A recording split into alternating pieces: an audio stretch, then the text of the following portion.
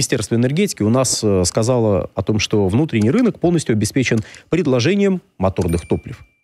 Накоплено достаточно запасов для его нужд, в том числе и для сельхозпроизводителей. То есть о чем идет речь? Сейчас мы входим в сезон высокого спроса. В первую очередь начинают увеличивать спрос наши представители сельского хозяйства, потому что посевная началась.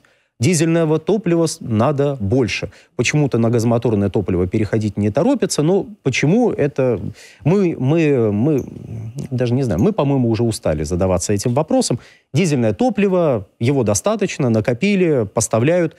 Жалоб со стороны аграриев нет. Я напомню, что в 2023 году на фоне кризиса были не просто жалобы, а на уровне министра были выступления о том, что не хватает дизельного топлива. Все, с 2024 года проблем нету. Проблемы были учтены, устранены, риски учли. Это хорошо. Теперь немножечко о биржевой торговле. Что там у нас на бирже? На бирже все спокойно или не все спокойно? Наши 8 продавцов. Так вот. Наша огромная биржа. Собственно, если посмотреть на биржевые котировки, а я напомню, что дизельное топливо у нас... зимнее, по крайней мере, тогда еще дизельное топливо стартовало с отметок в 75 тысяч за тонну.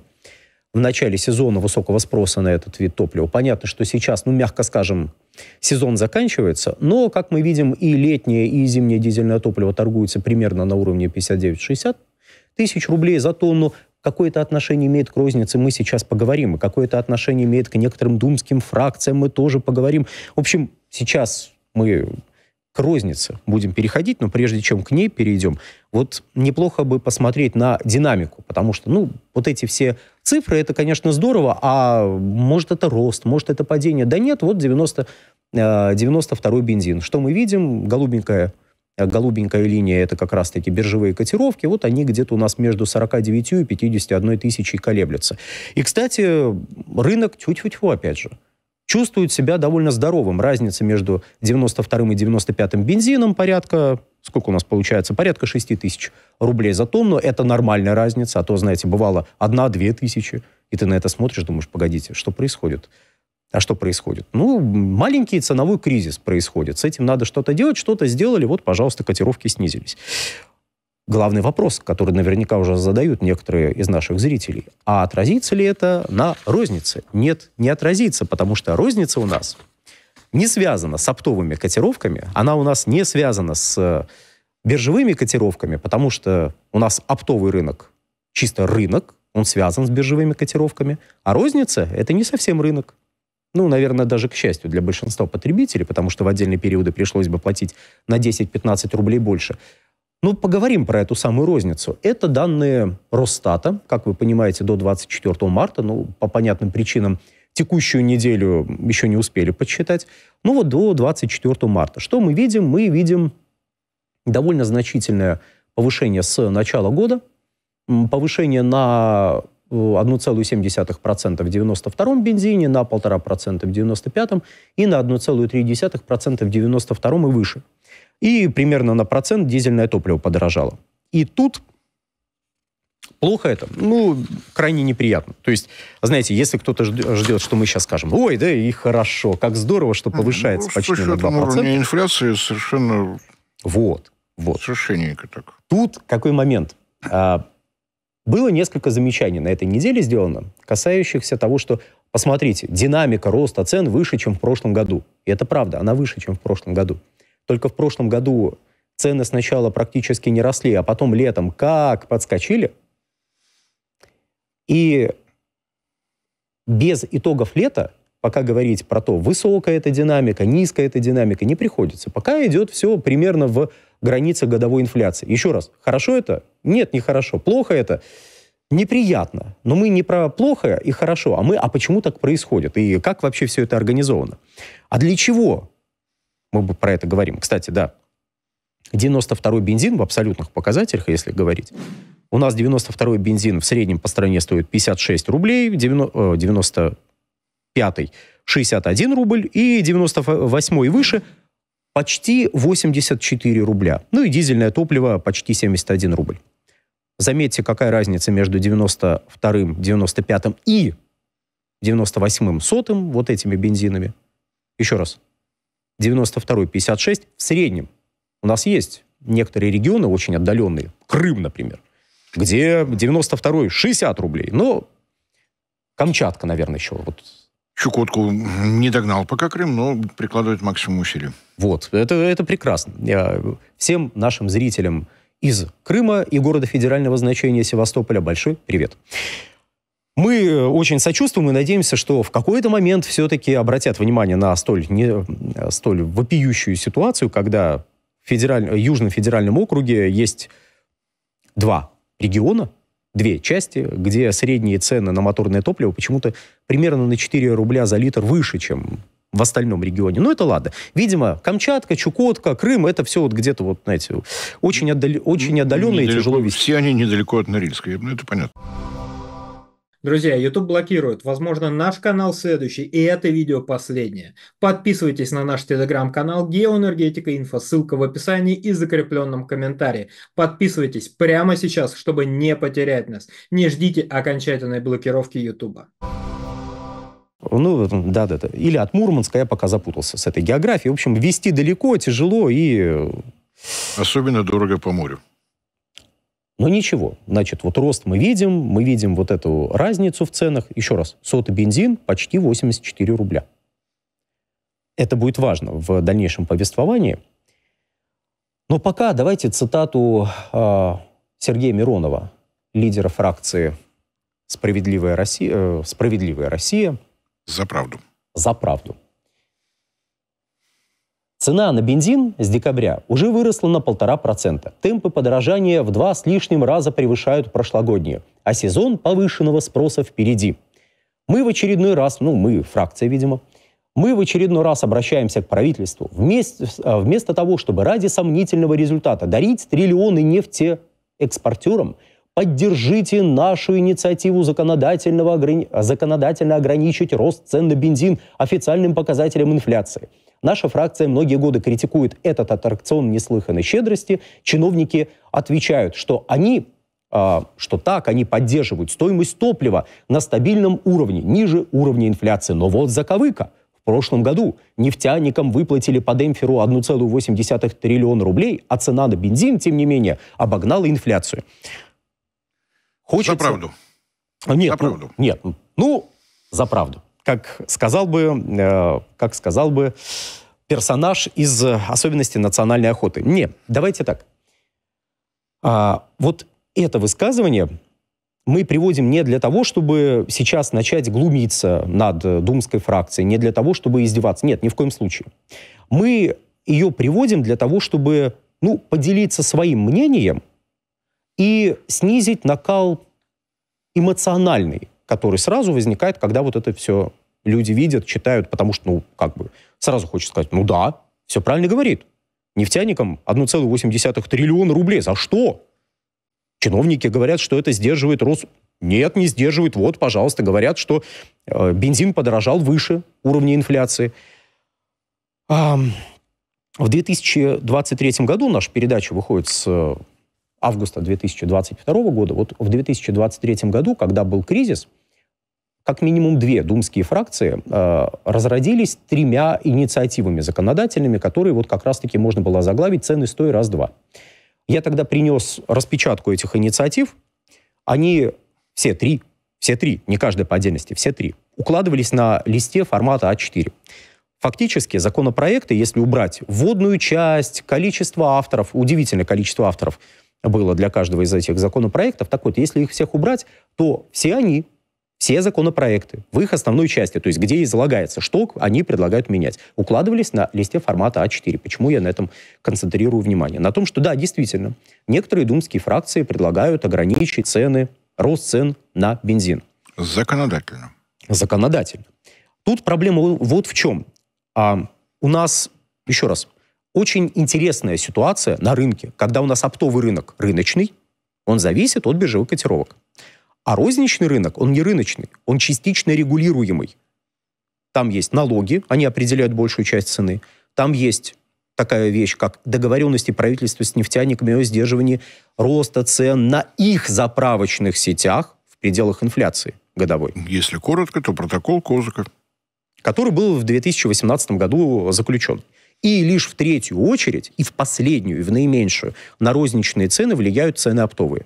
Это приводит к тому, что в моменты ценовых кризисов у нас заправки, не нефтяников, а вообще заправки в целом, могут работать как минимум по отдельным видам моторных топлив в минус. Если вот я вот чувствую, часть зрителей, вот прям, знаете, чувствую через экран, да что ты такое говоришь? Кто-нибудь сказал, а может быть даже грубее. 75 тысяч разделите на 1300. 75 тысяч – это цена 95-го бензина, которую он демонстрировал в сентябре 2023 и 2024 годов. 1300 – это коэффициент, на который надо поделить, чтобы получить цену, перевести цену из рублей за тонны в рубли за литры. Вот 77 тысяч разделите на 1300. Добавьте транспортные расходы, добавьте налоги, затраты на хранение, и прикиньте, можно ли было в тот момент продать в плюс это топливо. Собственно говоря, вот этот самый протокол Козака, который был ранее упомянут, он и регулирует вот этот сегмент рынка, не давая ценам подскакивать вслед за биржевыми котировками. И тут мы видим 3 законопроекта по абзацу каждый. То есть у нас есть налоговый кодекс, которого касаются эти цены. У нас есть договоренности с нефтяниками. У нас есть еще ряд обстоятельств, которые, неплохо было бы в законопроекте, если вы серьезно относитесь. То есть не просто хотите, я уверен, вы не просто хотите, чтобы про вас говорили. Потому что про моторное топливо сказать, мы хотим, чтобы цены не росли или росли умеренно. Это всегда хорошо, это встречает самый позитивный отклик. А вот мои слова сейчас встречают наверняка самую негативную реакцию, потому что я явно пытаюсь обелить вот этот рынок, где цены растут. Но нет, я не пытаюсь обелить, я пытаюсь объяснить, как работает и почему нельзя законопроектом сказать «стоп» в пределах инфляции. Потому что хотя бы у нас есть независимые игроки, которые в прошлом году, начиная с сентября по октябрь, увеличивали розничные цены на 5-7 рублей относительно рыночных, средних рыночных показателей. Мы, кстати, наши постоянные зрители не дадут соврать, мы тогда на это обращали внимание. Еще раз, почему они это делали? Да потому что оптовые цены были настолько выше того, что могли себе позволить в рознице, что люди уже работали месяца полтора в минус. Работать так долго в минус очень тяжело. Если, кстати, вы хотите нам сказать какую-нибудь гадость по поводу того, что мы вот сейчас говорим, точнее, я говорю, Борису Леонидовичу не надо. Я еще выскажусь. Вот можно вот по этому QR-коду все эти гадости сказать. Мы их прочитаем и даже на наиболее вопиющие постараемся ответить. Так вот. На самом деле, что происходит? Там, где действительно есть сети заправок наших вертикально интегрированных компаний, то есть те, кто начинают работать от скважины и заканчивают в баке, там независимым компаниям поднять цену выше не получается, потому что сетевики, крупные игроки, будут держать цену в соответствии с тем соглашением, которое есть с правительством. Ты пытаешься продавать дешевле, у тебя рядом стоит заправка кого-то из наших крупных игроков, где цена ниже. Не получится продать. Но у нас есть регионы, где действительно не пришли большие компании. Как то Республика Крым и город федерального значения Севастополь. Там нет крупных игроков. Соответственно, там есть только независимые компании. Вот их остановить никто не может. Они не участвовали в соглашении с правительством, а конкурентов у них просто нет. Конкурент не явился на игру. Так скажем. Приблизительно такая же картина зачастую складывается на Дальнем Востоке, где у нас всего 2 нефтеперерабатывающих завода. Один относится к Роснефти, и вот в тот момент, когда завод Роснефти уходит на планово-предупредительный ремонт, остается только независимый игрок. Вот здесь будет скачок цен. Тут я могу, кстати... Вот отсюда идут негативные настроения. Люди видят, что у них действительно резко выросли цены. Хронически это происходит в Севастополе и в Крыму. Разумеется, они недовольны. И вот мы видим настроение господина Миронова.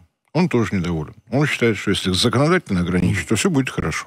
Нет, притом я понимаю реакцию людей. То есть такого рода выступления, еще раз, я уверен, это хорошая инициатива, которую просто мы сейчас проговариваем. Возможно, кто-то из фракции, кто готовил эту инициативу, нас послушает и немножечко углубит ее и расширит. Я прочитал тут уже нам, мне, видимо, в основном пишут возражения, я сейчас их зачитаю и возражу на возражение. Но я надеюсь, кто-то из фракции «Справедливая Россия» нас послушает и немножечко углубит тему. Кстати, я замечу, что в этот раз глава фракции, в отличие от событий 23 года, когда вот ровно то же самое проговаривалось. Он больше не говорит, что у нас каждый год бензин дорожает выше инфляции. Тогда были такие слова. Теперь все. Выяснили, может быть, нас послушали, может быть, просто статистику посмотрели. Теперь такого не говорят. Теперь давайте выясним, почему так нельзя сделать. И перед этим я зачитаю.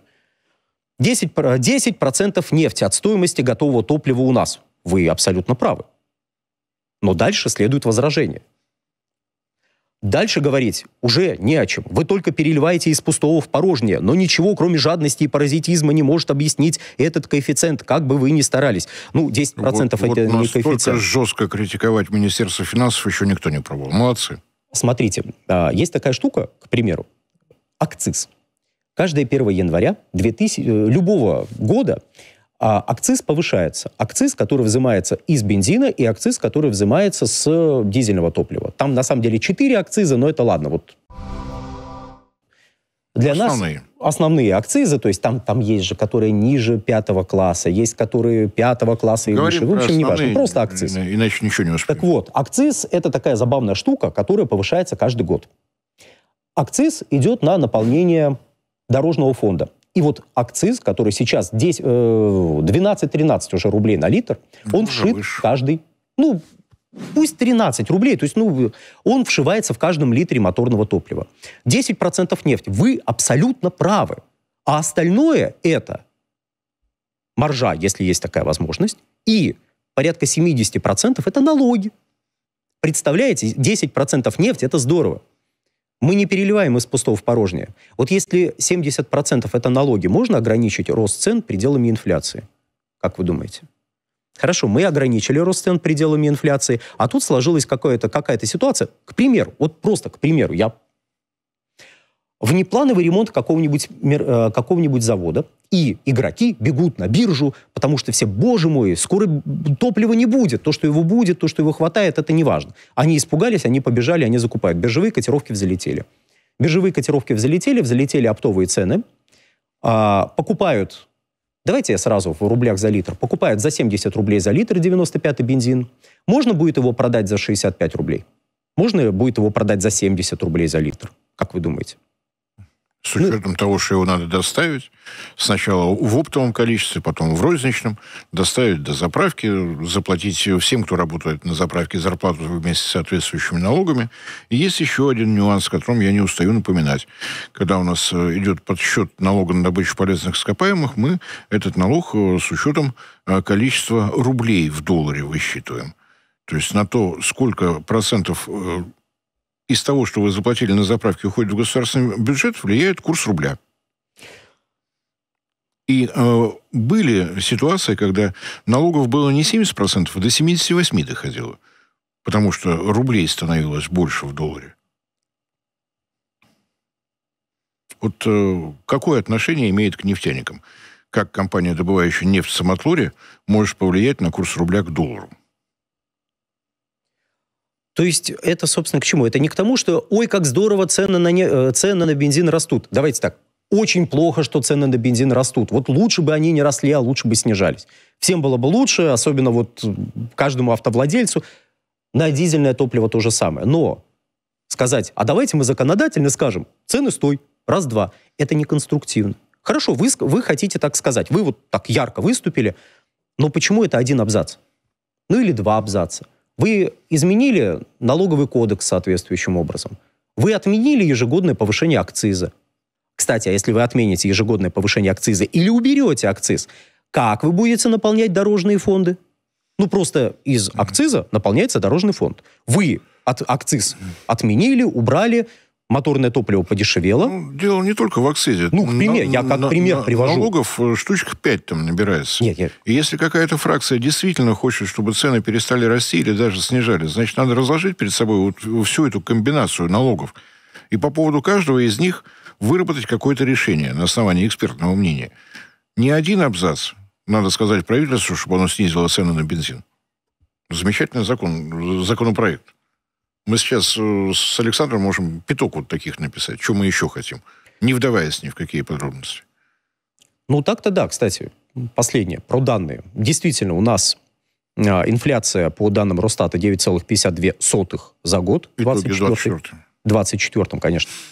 Вот, при том, что бензин, опять же, по данным Росстата, это цены на потребительские товары, когда они определяли, бензин изменился на 11,13%. Если можно, табличку давайте выведем на экран. Вот это наша замечательная табличка. Нет, это не та табличка. Ну, хорошо. Да. Это не та. Или та? Нет. Нет, это все правильно. Прошу прощения. Та табличка, все верно. Что мы здесь видим? Это табличка не итоговая по году, но вот по 23 декабря. Я думаю, все понимают, что за последнюю неделю 2024 года ничего радикально не изменилось, и примерно вот так все происходило. Давайте мы присмотримся, а какой бензин подорожал больше всех? И внезапно обнаружим премиальный, 98-й и 100-й. Более чем на 20%. 92-й, 95-й подорожали на 9,7 и 9,8. Ну, хорошо, накинем еще 0,1%. То есть они... В любом случае в допуске. Ну, дело в чем? У нас основное повышение в прошлом году пришлось. То есть Росстат пишет средний показатель по бензинам. Вообще это я... Еще раз, вдруг нас кто-то из думских фракций смотрит, обратите, пожалуйста, внимание, когда вы готовите речи к главе фракции, что нужно брать несколько более детализированную информацию, чем, просто бензин подорожал. Бензин – это жидкость вообще? Нет, бензин разный. Бензин разный, и больше всего подорожал 98-й и 100-й. Он не регулируется вот этими договоренностями. Ну и последнее, когда я вижу, демпфер там выплачивают нефтяникам, ай-яй-яй. Смотрите, у государства есть план по доходам нефтегазовым. Нефтегазовые доходы должны составить вот столько. Давайте начнем с самого толстого. Демпфер находится в графе «налоговые вычеты». Его не платят, его возвращают. Как любому из нас возвращают налоги, которые мы в течение года переплатили государству.